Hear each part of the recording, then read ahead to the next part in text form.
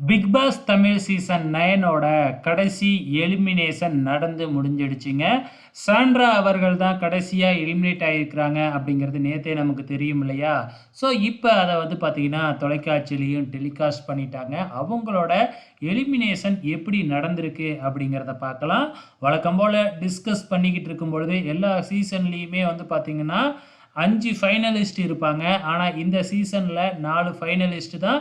5 finalist இல்ல அப்படின்னு விஜய் சேதுபதி டக்குன்னு சொல்லிடுறாரு. அப்பவே உள்ளார இருக்கிற 5 பேருக்குமே அப்படியே பீதிய கிளப்பி விட்டுருச்சு. என்னடா அது எலிமினேஷன் இருக்கா? அப்படிங்கிற மாதிரி. கண்டிப்பா எப்படி கடைசி வாரம் எலிமினேஷன் இல்லாம இருக்கும்? வோட்டிங்லாம் போயிருக்கு இல்லையா? ஸோ கண்டிப்பா எலிமினேட் பண்ணி தானே ஆவாங்க. ஸோ இப்ப எலிமினேஷன் பண்றதுக்கு முன்னாடி அந்த எலிமினேஷன் கார்ட அப்படியே கத்திய முதுகுல இருந்து உருவுற மாதிரி நம்ம விஜய் சேதுபதி உருவுறாப்புல. உடனே எல்லாருமே அப்படியே துள்ளி குதிக்கிறாங்க. ஸோ ரொம்பலாம் இழுத்தடிக்க வேணாம். அப்புறம் ஏதாச்சும் பார்த்தீங்கன்னா, ரொம்ப பிபி ஆயிடும் அப்படின்னு நம்ம விஜய் சேதுபதி சொல்லும் பொழுதே, சாண்ட்ராவ மனசுல வச்சுக்கிட்டு தான் சொல்லியிருப்பாங்களாட்டுக்கு.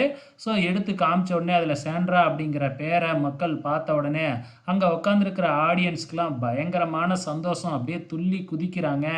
அதுக்கப்புறம் பிக் பாஸ் வீட்டுக்குள்ள காமிக்கிறாங்க. சாண்ட்ராவோட பேர பார்த்து, சாண்ட்ரா அப்படியே ஸ்டன் ஆயி நின்னுட்டாங்க.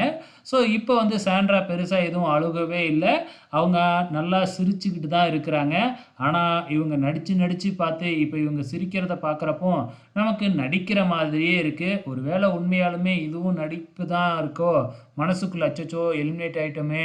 18,00,000னாச்சும் எடுத்திருக்கலாமோ! அப்படின்னு மனசுக்குள்ள நெனச்சிருப்பாங்களோ என்னமோ தெரியல.